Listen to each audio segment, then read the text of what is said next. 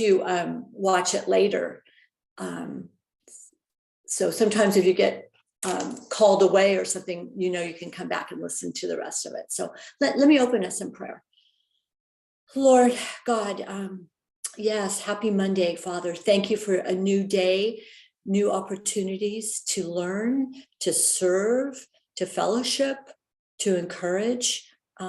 Lord, so may you just lead us in this discussion, and may our just hearts be open to share what we're learning personally in our own financial journey, and how we want to share it with others, and what we can learn from each other, Father. So thank you for this time, and we just thank you for this opportunity. In Jesus' name, amen. Good. So I had a quick question.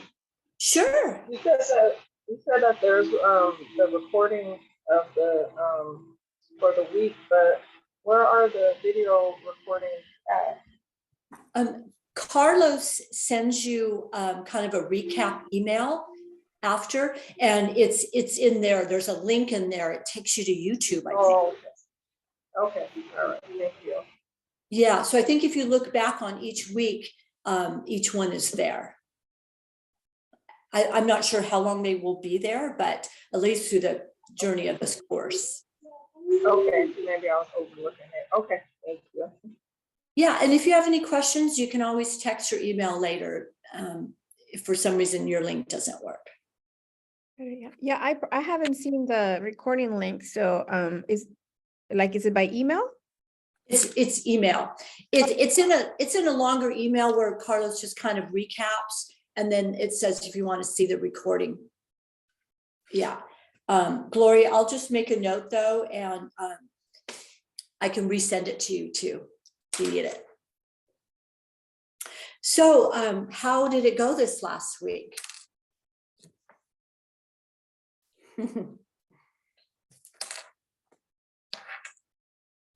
Any messages that you're hearing about money in the culture around you? Sometimes as we're learning new things, we're kind of paying attention.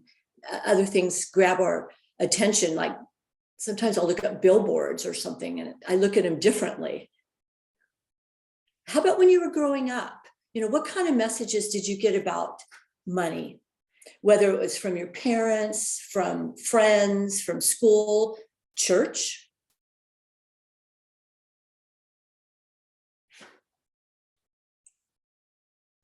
I'm still kind of navigating with some of the homework and stuff like that, but I'm looking at things as far as like, how does this connect with mental health and money and all that good stuff? Because part of what we do with a grant that I work with is called Project Aware for Tulare County Office of Ed. We are trying to break the stigma of mental health and promote mental wellness. And you think of part of what I'm doing with this class is even as a community member, looking at like our community, how much money affects the mental health of people and the stress of that, and not knowing how to balance and manage all that. And because it's done that to me, and I'm 35, still learning how to manage my own money, and and so the need of doing that, I think, for our communities is very needed. Yeah. Where did you learn to manage money? I mean, did your parents teach you some of that? Coming from my parents, and some mentors a little bit, but mainly my like home. Right. And even in my culture, we don't talk about that stuff. It's just like, I think with Latinos, we work very hard, but we don't get taught how to actually manage that part of our life, money, right? You think of money. Mm-hmm. And so we make a lot of it, but then we don't know how to spend it. How about what's different between our society, what it teaches us about managing money versus what our parents sent to us or to you? One thing I've seen, it's not culturally, we don't get taught that. Even in school, we don't get taught that now. And I work in education. I mean, I work at Tulare County Office of Ed, and you see a lot of that where kids just kind of they blow their money. They don't even talk about it. Yeah. And so, Yeah. Anyone else? Yeah, I'll piggyback with what Mario was saying. As also being a Latina, Hispanic, I do think that it's one of those things that depending on your socioeconomic status, and mainly in Mexico, I come from Mexico and Oaxaca. Yeah, finances are not something that you really talk about, especially moving here to the States, because what you earn, it's all gone, right? Like there's no time for budgeting, there's no time for savings. But I did learn some from my mom, even though we were very poor once we were here. My mom always managed to budget some way, somehow, whether it was with money or with our food, and then later in life, I was part of an after school program, and we were able to get some counseling, and I had a counselor there who was a family counselor, and she was my mentor, who not just taught us how to organize our life by having like a planner, for example, but teaching us the importance of starting to save and how to create wealth. And I remember being, I don't know, maybe 12 when I would go outside of my neighborhood and start I would paint the little girls' nails, and it would be like a nickel and then 10 cents. And if they wanted a flower, it was 25 cents, right? So that's kind of, I started making my own quote unquote money. And that's kind of where I learned to budget. But then, as Mario says, once you start making more money, then you just don't know what to do, because you want this American dream, and the American dream is like, you want the car, you want the house, you want the clothes, you want the brand stuff, but you really don't invest on your future, or for a rainy day, or in case something does happen. So yeah, that's definitely something that cultural we're not taught, and this is why I'm really eager to teach to our community. Yeah, well, you're quite the entrepreneur, Gloria. I know, right? I wish I could do that now, but That's great. I only see lemonade stands in my neighborhood, but yeah, good. Well, I enjoyed reading your comments in the pathway. I commented on some of those. You're really tracking well with the lessons and such. Are there any questions or maybe some new insights that you gleaned from this last week? Those of you that were able to work through it?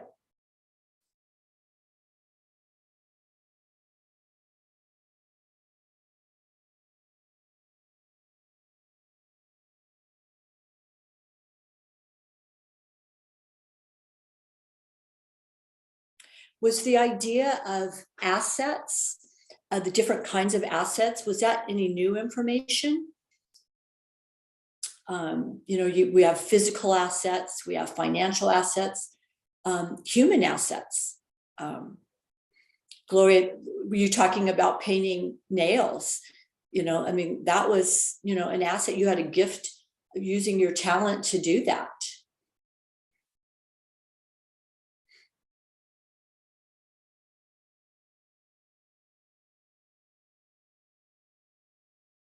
I think we lost Carlos there.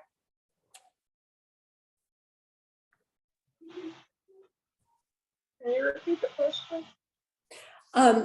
Just wondering, Erica, if you had any comments from this last week's lessons, any of the principles that you read about, or maybe new insights. And then I was asking about, they were talking about assets. There's different kinds of assets. Isn't even just having money in the bank. Sometimes, people are assets. You're an asset, and using your gifts and talents, that's an asset. Sometimes people, a lot of times I really enjoy networking, because I might meet someone who has something that I could utilize, or information I could learn. There's so many different kinds of assets that God provides.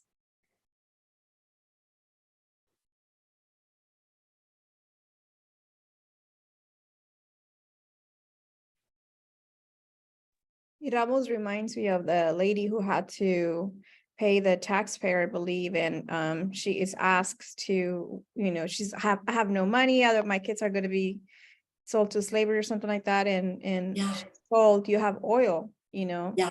Elijah. Yeah. Right. And then some, sometimes we don't see what we have, and maybe we do have, like you said, a talent like crocheting maybe, and or maybe you have something at home that you can do and kind of start a business or take care of someone, or maybe cook, and yeah. Yeah. That's a great Bible story. How Elijah guided her to, and again, networking, knowing her neighbors, going and getting the jars and then mixing it. And then how not only was she able to pay him off, she provided for her family for the rest of her life. Right. Yeah.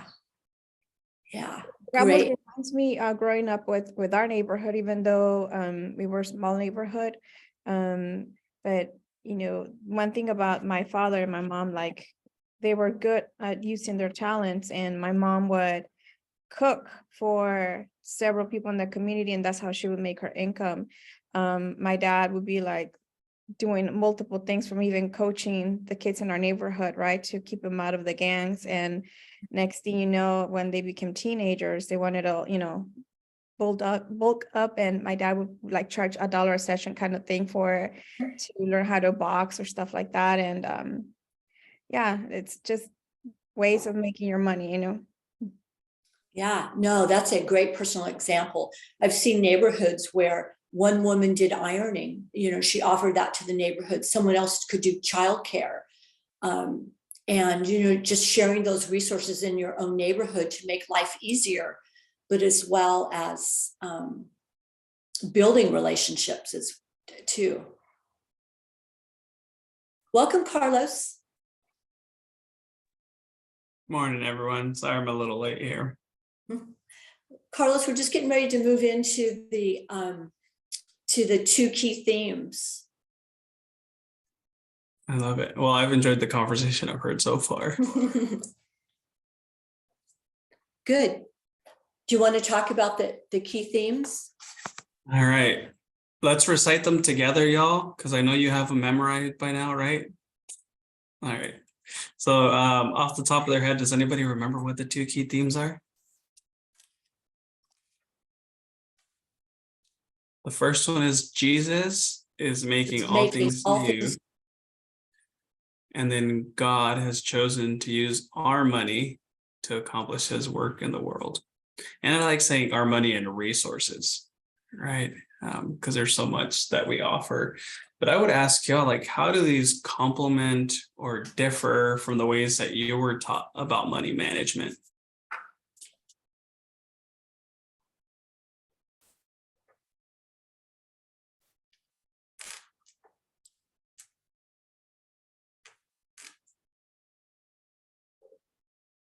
Sorry, can you repeat the question?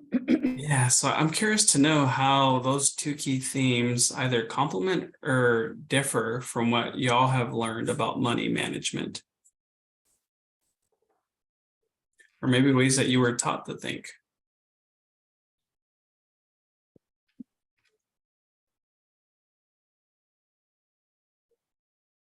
I mean, things I've heard in the past are like, it's all God's, right? Like that's stuff that I've heard. Other things that like I've heard people share is like, well, this is to God, this is mine, right? Like ideas like that, like this is what I've given to the church, but this is like, I choose to do what I want with this portion of my money. But what else is out there?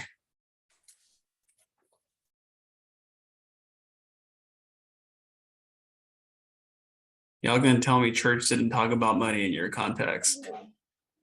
Erica? I've always felt like, what's the point of having success? And like, with our society, it's like more individualistic, where it's just, kind of like the rat race or whatever. Like, get it, and mostly just spending. And so,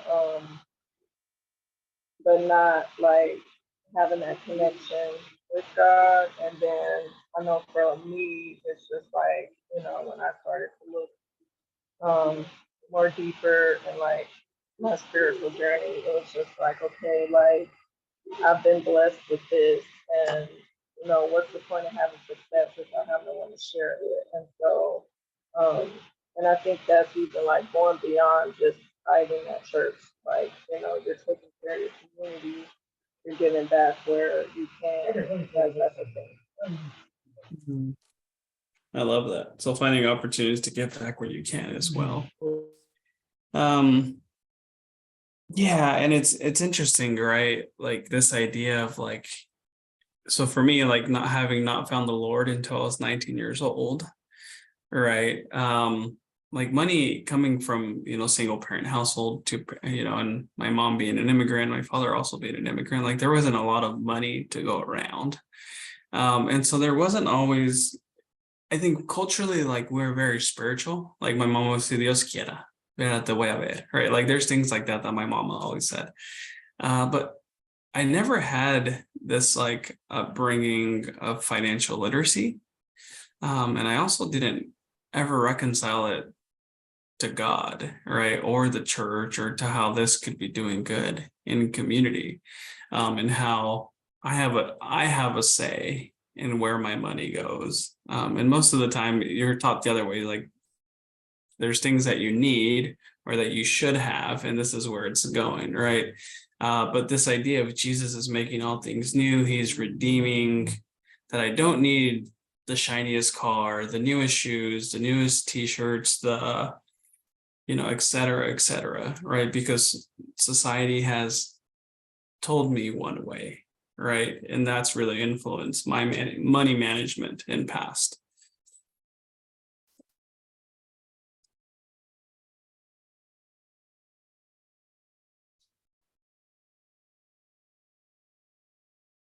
And I guess as we're on this topic, like I would ask y'all, you can still answer the 2 key themes questions, but like as we watch videos, as we've had discussions this week, what are you learning about poverty or the kingdom of God, as well as restored community? Like what are new insights that are popping up for y'all?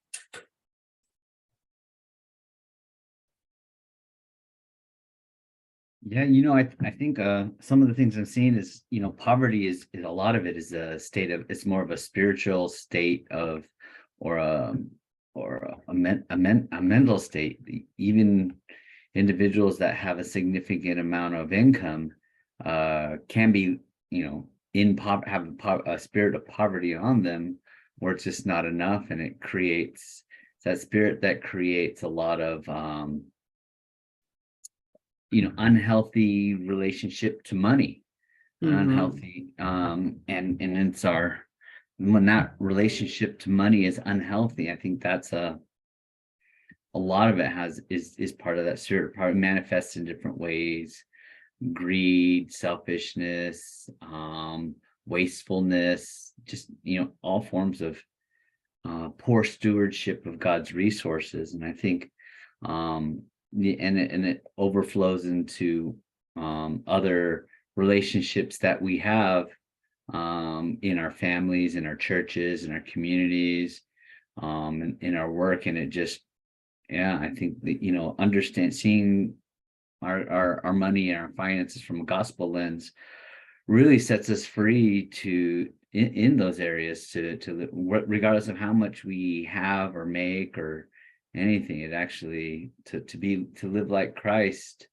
requires us to have, especially in this age, to have a biblical perspective and about money and about who God is in relation to that, and letting God into our money, and really seeing him as our provider and not seeing ourselves as a provider, and really learning to rest in that, and being content in that. Because sometimes I know when I, especially, I'm making significantly more money than I did when my wife and I first got married, but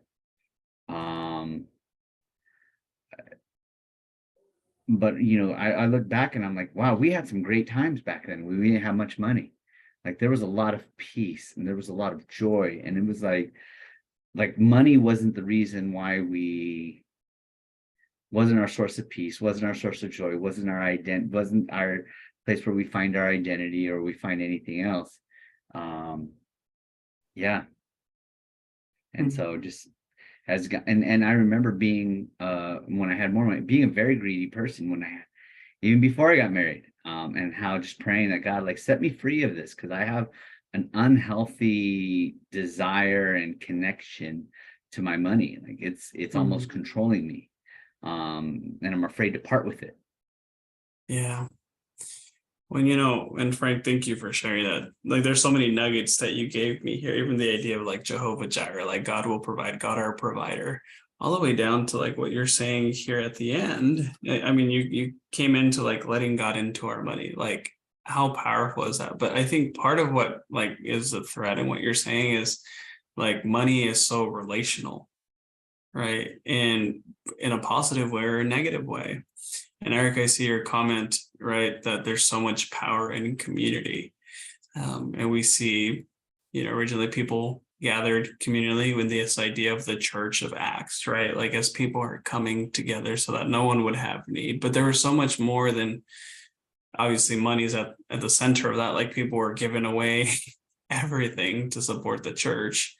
But Frank, you just remind me here of how much in relationship we are in money, but how much it also affects other relationships, right? Even for you to bring up something like there was a lot of joy in your relationship early on before money, right? And so money sometimes could complicate some of those things. Not to say that there's not joy, right? But money's complicates other things as well.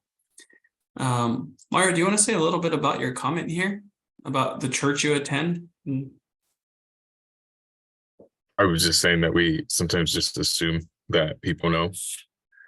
And I mean, working with different groups of people and that setting, sometimes we can miss it. And, as part of being in a community is being able to help each other and guide each other, and I got to strategically kind of talk because I work in education. So I'm in my call. So if that makes sense. Absolutely. Yeah. No, I understand that, man. And, as we start to think about like the community we build for folks, like here, I mean, I think you've heard me say, Kathleen and I say that a couple times now, but like, especially when we dive into like the faith and finances work, like some people aren't super keen on sharing about their finances because there could be a lot of shame or a lot of pain in some of those and a lot of brokenness. And so some of, this idea of Jesus making all things new, sometimes it's relationships, sometimes it's community. Sometimes it's building those connections that they haven't had in a long time. And so, yeah, thanks for sharing, Mario. Gloria, I see growing up in church, money was asked to be given away, but not a reason why or how that would relate to God. This is one thing that like we've seen in trends in philanthropic giving, if you will, right? Charitable contributions, if we want to call it that. But it mainly has started from like Gen Xers to millennials, where like millennials like transparency to know like where is this money going, right? And there's a lot to be said about like mismanagement in the church over the years and what maybe has caused like a sense of distrust in some communities. And it's not to say that the church is doing one for this. Nonprofits, business, like every sector has this. Right. But because we are specifically talking about a church-based program or a faith-based nonprofit program, like we have to also bring that to light. Right. And Gloria, what you're saying here is before, like we were given out of the generosity of the heart, we were asked, and there wasn't a lot of questions asked, but nowadays people are asking a lot more questions than they did before. Erica says she's had an experience with that. And so again, just be mindful too. In the course, there's 2 weeks that I think tie in really well together to this topic. So one of them's living simply, like stripping things down to where like, do we really need this?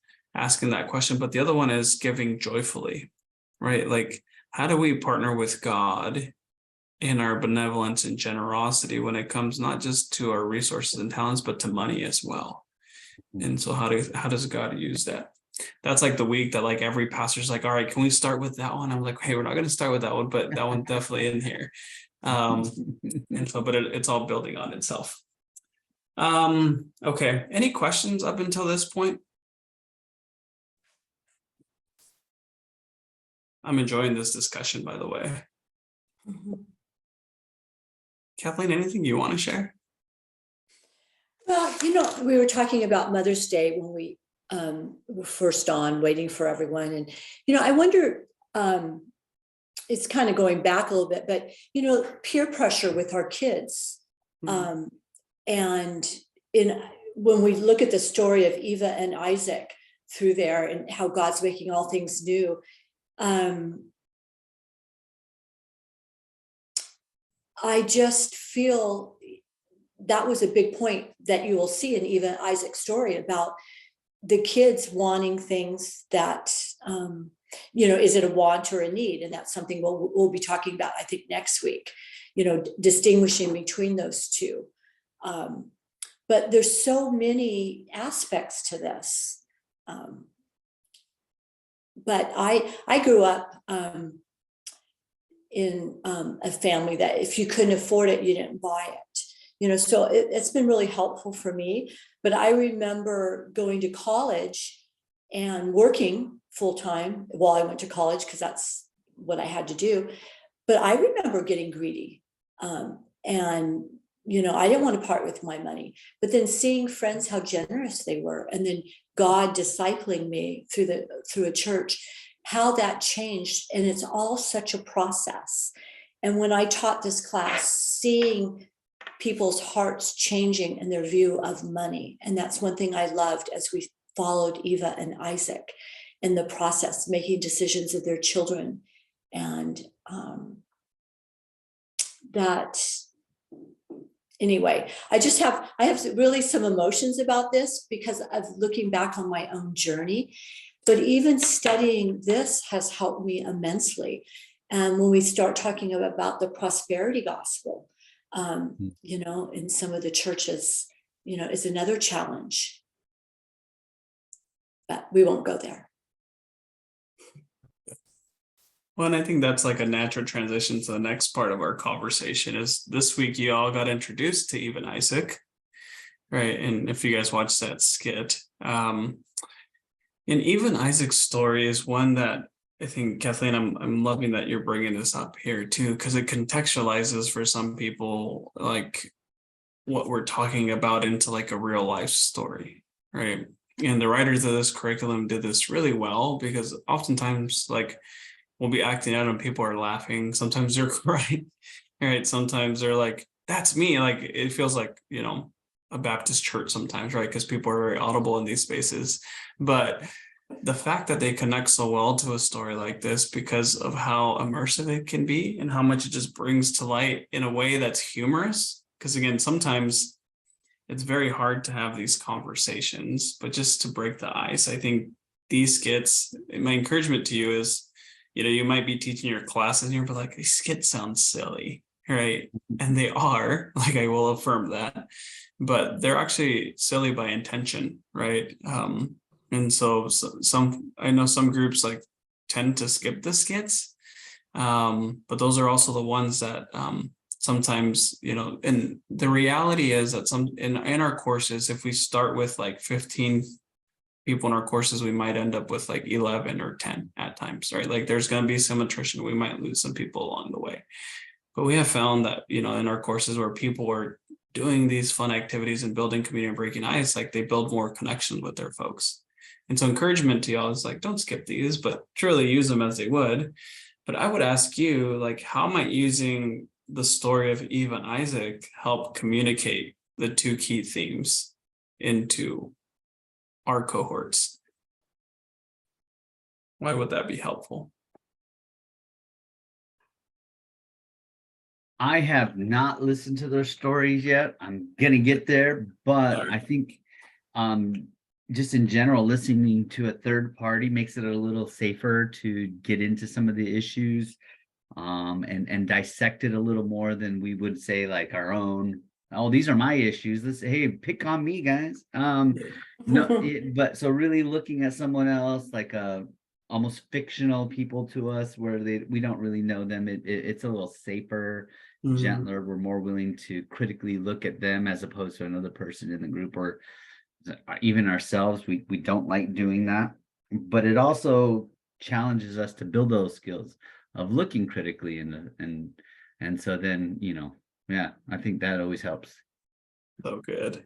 And I love what you're saying, like it's safer, it's gentler. And I mean, you're so right. Like people will be more critical because I think of like courses in the past when people share stories and like we're all cautious to like speak. Like someone's like dropping money on like Starbucks every morning, right? Or like a pack of smokes, and then they're not realizing how much like they're dropping money, but then that same person will be critical and then start to realize along, oh wait, that's me, right? Like I'm having some of that. And there's some of that in this story that I think bridges that. So I'm glad you bring that up, Frank. Thank you.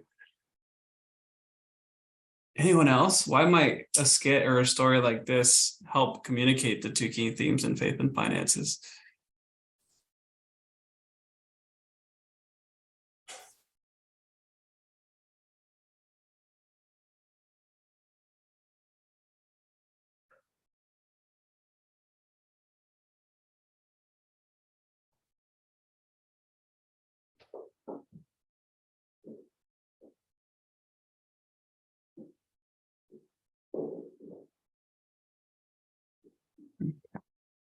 So here's the final thing maybe I would say about this story. And Kathleen, maybe you have something else to say about the story, but when I've seen it used best in context, again, you give opportunities for people to participate in a space that might be really weird, but that's how you start to build connection with them. Right. So, because sometimes a skit will ask for like 3 or 4 or 5 participants. And part of that is like one week they'll see like some of their friends be up there, and then another week it'll be them. And so again, like part of what I see like helping this connect to the two key themes is they become part of that story, or they see that story coming to life, because it's not that just we start with Eva and Isaac in a bad situation and they stay like that, right? Like they're working through real hard things along the way. And by the end of it, you'll see their growth in their story. And so in that, you kind of see this beautiful arc of Jesus making all things new in their lives as well. Kathleen, anything you'd say about the skits? Well, I remember the class I had in Selma. It was predominantly Hispanic people, but they were a little shy at first, and it had little name tags they could put over for the character they were playing. And after the second or third week, they were like little kids. They wanted to get up there and act it out. And I found that they even paid more attention to the script because they were going to be up there acting it out. And it really did reinforce some of it more. And they could identify with some of the characters. And it wasn't like, well, this is my husband. Maybe this was how my dad was. And this is how I want to be a better parent too, with my son, because of that role. So they really did take on that persona a little bit more and feel a little bit responsible and learning some new ways of being that person in their life. So good. Mhm. All right. So maybe our last discussion topic, and then we'll start to transition here as we close our time together. But I'm curious to hear how your time of fasting and prayer went this week. I saw in the chat that a lot of y'all had plans to do it at different times, but I'd love to hear, what was that experience like for y'all? And maybe what did God reveal to you in that space? And Frank, I'm mindful that you got to go, man. Thanks for being with us.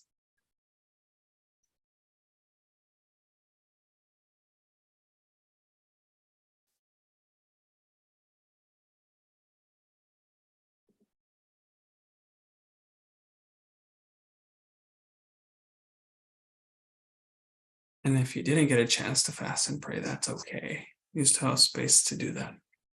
And if you haven't fasted and prayed before in a context like this, like I very much would encourage you to read the beginner guide. Because it is helpful in laying a foundation for what to use fasting for and how to pray in that space.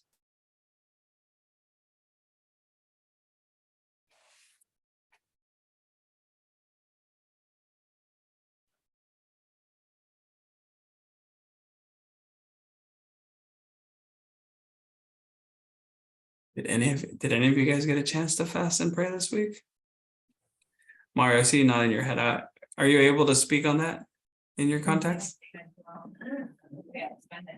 Yeah, it was a very good it was engaging for my week. Just before I even was doing this class, I was already working on that. And so it really just made me think a little different as far as when we think about our community. And like one of the things I wrote down today is like restoring community. I've been thinking and meditating on our community and what the man upstairs has for us, for our new season, and how this is going to be a part of that, especially for the community that we serve in Tulare. Because there's a lot of things that Carlos, you and I can probably talk about when we meet and stuff, but a lot of really cool things that the man upstairs is doing within our church setting. So, I mean, I'll say this, I work in education for Tulare County Office of Ed, but I also pastor a church. And so a lot of what we're doing is going to be beneficial for both of the settings that I work in. So good. I'm glad you're sharing, man. So thank you for that. And the fact that you can hold both spaces, right, in mindfulness, as you center on, like, what does this mean going forward? Yeah, and that's why I gotta. So you guys know I gotta speak and it's okay. Yeah. You can code your language with us. Code my language. I get it, man. Thank you for sharing. Gloria, did you get a chance, or Tiffany, Erica, Caroline?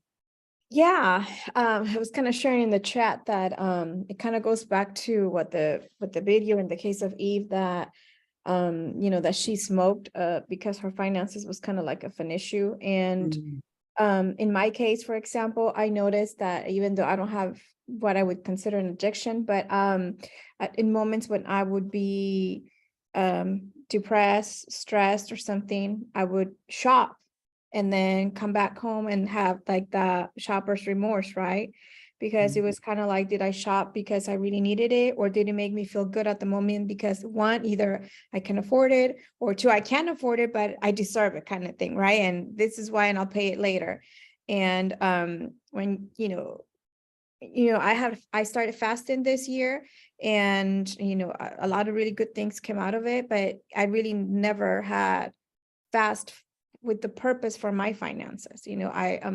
I believe in tithing. I do believe in offerings and your first fruits. But I really never thought about fasting. And now that I put that in place, it's more purposeful, because now I can think that specific day and be, okay, God, how am I really going to use not just my talents, but the money that I do have, or my work? How can I bless? I can be a blessing at my work, but also in my community, and how can my money can bless others directly, right? And definitely, this whole story with Eve and Isaac, and kind of putting it together with the fasting, it goes a lot into, do I really buy things because I want them and I deserve them? Or do I buy them because I want to look good into society, because I want to meet this American dream? Or am I really doing it because I feel that I am blessed and God has blessed me, and this is why I buy them? So a lot of all those things have kind of been into my prayer, and I can honestly say now that this week it started to be more, I've been more conscientious of why I shop things, or if I need them or not. So good. And I think even for you, you have this very real story of like where you can relate to this space and give this to God and say, like, is this me still? Is this me anymore? Or, how does God use that in my context, and what does that mean going forward? So thank you for sharing that, Gloria. How much of many of our communities like that deal with addiction? How much of our communities would you guys say that a lot of it has to deal with finances and stress? Because I think when I am kind of where Frank is, we haven't gotten to that part, but Gloria said something about her addiction, smoking. And so when I think of that first question that kind of popped up was like, I wonder how many of our communities deal with addiction because of the lack of understanding what money does. Because when you look at, because part of what I do is the industry of smoking or cigarettes, they're $1 billion industry, taking advantage of a lot of our communities that live in poverty. And so when we look at, like, say, the north side of Isaiah, there's about every 15 miles around every school, there's a smoke shop. Why is that? Why are they targeting impoverished communities to take their money, right? But if we could teach a proactive way to deal with money, I wonder how many people would actually even use their money to spend on some of those things. Yeah. There's something we'll say is like, it's very expensive to be poor.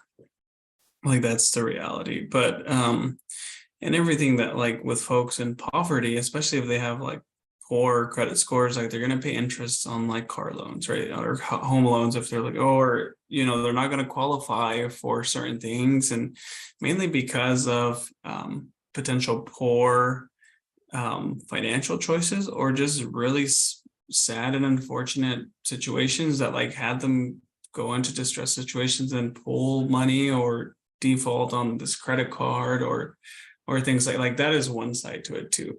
But on the other end, right, part of what at our center we often talk about is economics is at the heart of shalom for people, right? Where people thrive, where they prosper, where they feel safe, where they feel abundance and flourishing that scripture often talks about, right? And so when economics are, tearing at the fabric of a person's well-being, like, that does stuff to folks where now they're stressed, they're trying to cope, they're trying to find ways to escape the reality, and folks turn to things like smoke shops and things that, they could become addicted to, alcohol, marijuana, a bunch of other things on the streets. I mean, now you hear things like fentanyl, and it used to be crack and cocaine, but now, the thing that's running rampant is fentanyl. And so, again, like, for us, as we look at like food and shopping as well. Yeah. Erica, that makes me think of another person. When I was teaching faith and or facilitating faith and finances here at Cedar Courts on like Cedar and what is it? No, I'm sorry. I forget what street it is. Anyway, Cedar Courts here. Yeah, it's Cedar and like Hamilton, where the Section 8 complex is. I had a person actually named Erica, Erika, talking about food, and like her and her children every day would like walk home from school, and she had 5 of them, and she'd buy them each a bag of chips and a soda on the way home. Right. And so when we were doing budgeting, and Kathleen, I think you've heard me talk about this story before, but at some point we're working on budget, she just starts weeping, or she starts crying, right? Because she realized that if she hadn't bought her kids chips and soda every day, like she could have had the down payment for the manufactured home she always dreamed of, right? But the reality was, she's a working mom, single mom. She's very stressed, and she said like that was the easiest way to get her kids to shut up, right? I was like, I just want them to like give me some peace on the way home, and they were happy eating, snacking, right? And so that needed to, so looking at alternatives like that, because so much of our other parts of our life were so complicated. Gloria, I see that you guys carry Narcan. Yeah, absolutely. Those are things that I hear from even my friends who are EMTs, right? Like how much of that stuff they can go through in a day. But again, being mindful of people's story like what you're saying, Mario, is like a lot of this could be financial, right? And it's not to say that money will solve everything, right? But not being in financial chaos will save people a lot of grief. And so if we can bring healing or shalom to people's lives through this context, like this is what we've seen the program do time and time again. And that's why we continue to do this with folks like y'all who are interested in this context. But that's a great question. And I'm sure Frank could speak to that too. You've probably seen it in schools. Kathleen, I'm sure you've seen it in your context. Gloria, sounds like you have. Erica, sounds like you might have experience. Tiffany and Caroline, you guys might have experience in this too.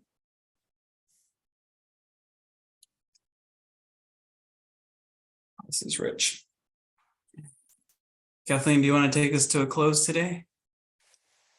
Do we want to preview next week? That's actually probably a good idea. Do you want me to bring that up on my screen? Yeah, why don't you? Okay. We can just touch briefly on it due to time. Can y'all see my screen okay?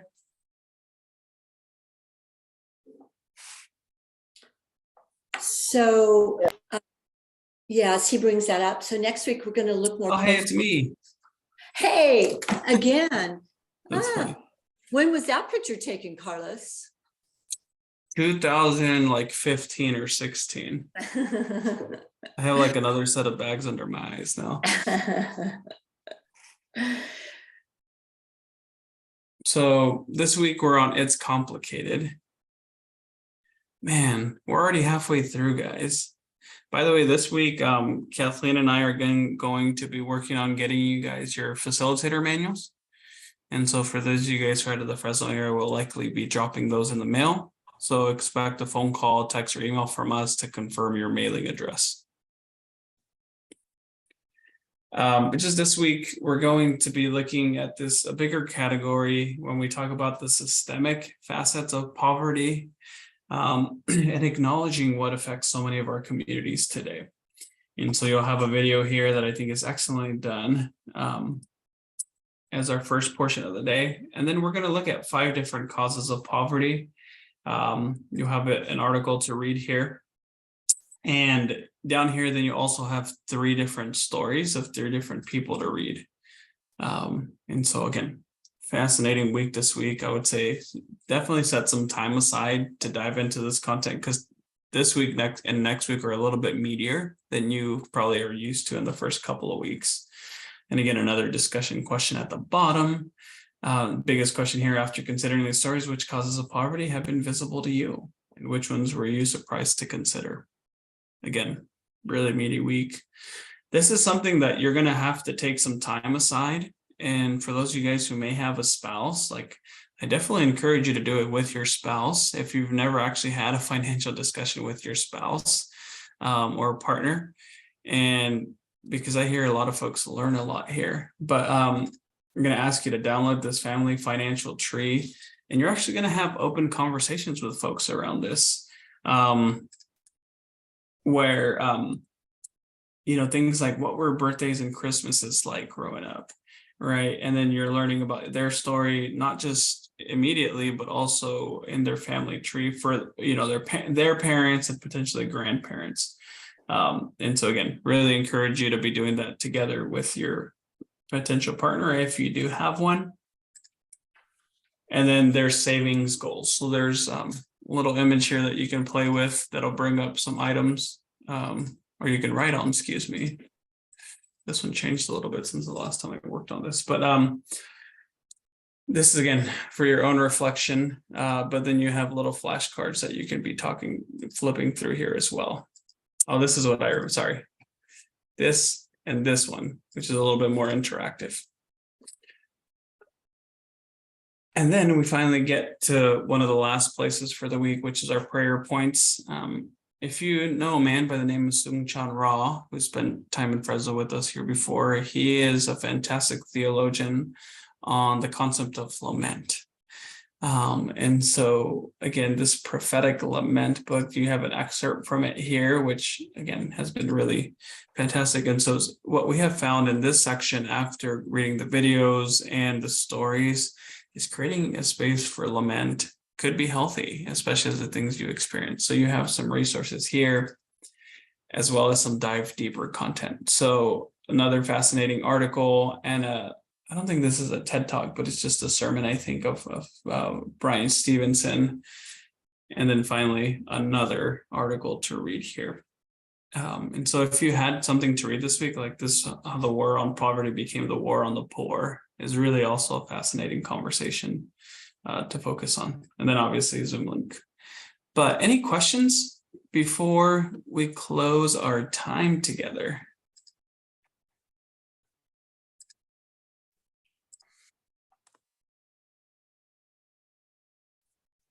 We doing okay?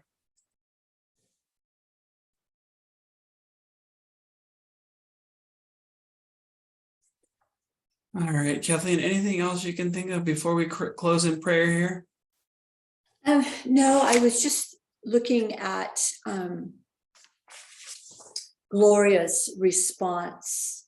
I was reminded actually in a sermon yesterday at my church that, our war isn't on flesh and blood, it's the principalities and the powers of this air, isn't it? Ephesians. And that's a challenge. So I think, we don't want to give a lot of power and credit to the enemy, but we definitely need to be aware that he's there, I think. So good. And it has so much to do with economics, because that's where it really can hurt the family. And of course, he comes to kill, destroy, and divide. But we know we can have victory. And I think this is a tool that will help us help families have victory in this area. So Kathleen, would you like to close us in prayer, or did you open us up with prayer? I did, but is there someone else that would like to close in prayer? Sure. Thanks, Gloria. You're welcome. Thank you, Heavenly Father, for allowing us to meet this day. We ask you keep guiding us and to open our ears and our mind this week, Father, to hear from you for those who are going to be fasting this week, for those who are still considering to fast, and for those who also struggle with their finances. Guide us, Father, so we can be the example that you want us to be for our communities who do need you, and they also need to flourish, not just financially, Father, but also spiritually and in every form of their well-being. We ask you this in your name, in Jesus' name, amen. I was just going to comment. I was in a small group once, and we fasted at lunch one day a week. And for those of us that would go out, we would contribute what we would have spent on lunch into a kitty that we would decide at the end on giving it to someone or somewhere that we would all decide on. But it was really kind of a neat thing. And we didn't do it as a group. We did it, our fasting separate, just really praying how God would want us to use our finances and trying to think of creative ways and to really focus on an area in our own personal lives, then that we would come back to our next week group and share that. Okay. I love it. Well, that's a fantastic concept. Are you trying to organize something like that, Kathleen? No, just sharing my experience. I love it. I was going to say we can pick on Mario and make him pray in his space, but I'm kidding. We'll honor that. Gloria, we appreciate you praying for us. But reach out to us. You guys have our cell phone numbers. You have our emails. If you have any questions, we're here to help. But thank you for your time, energy, and focus this morning. We look forward to seeing you in the comment chat. Gloria, you need recording links for the past 2 weeks. We'll make sure to get that to you guys. Did you guys get my email last week with the original recording and then this recording? Did we not get that out, Kathleen? No, it went Yes. out, whether she well. got it. But also I told her I'd resend it to her because Okay. it's kind of buried in the email that might not be obvious. I wrote too much. Okay. All right. We'll work on that. Thank you, everyone. Bye.